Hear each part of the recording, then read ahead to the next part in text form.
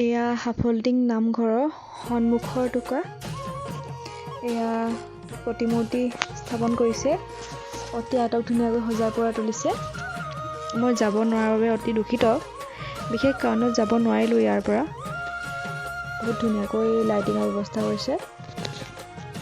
ইয়াত মানুহৰ সমাগম বহুত হয়, দিনততো আৰু বেছিকৈ হয়, মানে বহুত দূৰৰ অসমৰ চুকে কোণে থকা মানুহবোৰে চাকি দিবলৈ আহে।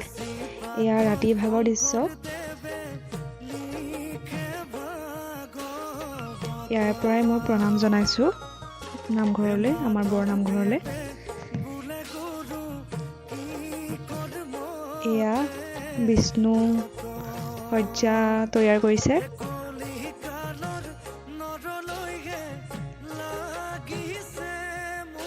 যাব নোৱাৰিলোঁ কাৰণে বহুত বেয়া লাগিল মোৰ, কিন্তু ভিডিঅ'তে চাইছোঁ আৰু।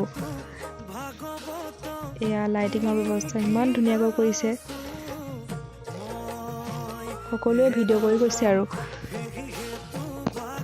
ময়ো বোলো আমাৰ সাফল্টিং নামঘৰৰ ৰাসৰ দৃশ্য ইউটিউবতে সাঁচি ৰাখোঁ, সেইকাৰণে ভিডিঅ' এটা বনাই আপোনালোকৰ আগলৈ আগবঢ়াব বিচাৰিছোঁ।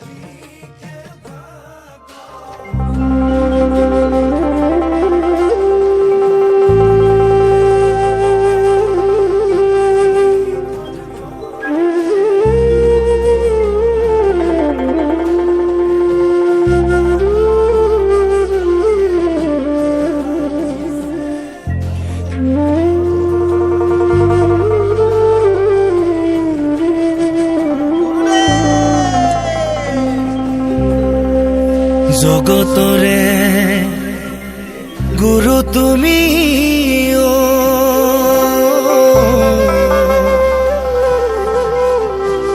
গুণৰে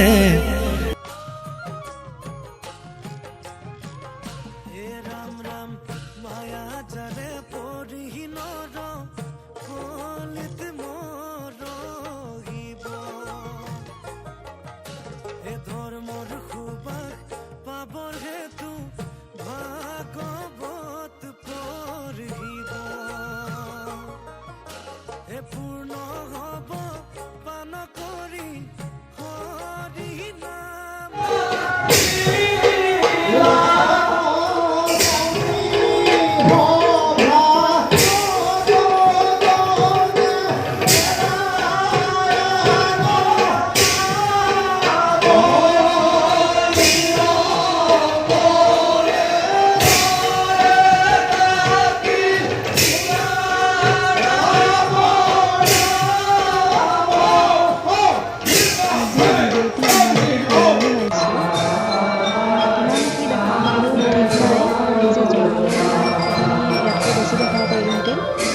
আজিৰ ভিডিঅ'টি ইমানেই দেখালোঁ আপোনালোকক। ভাল লাগিলে লাইক, কমেণ্ট, শ্বেয়াৰ, ছাবস্ক্ৰাইব কৰি দিব।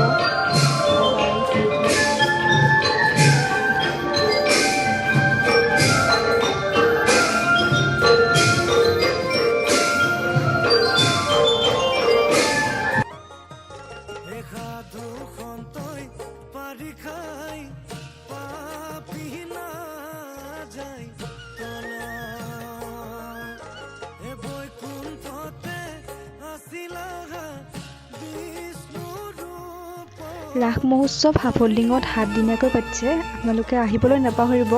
তাত খুব ধুনীয়াকৈ ভাওনা উপস্থাপন কৰা হয়, চাবলৈ আহিব দেই।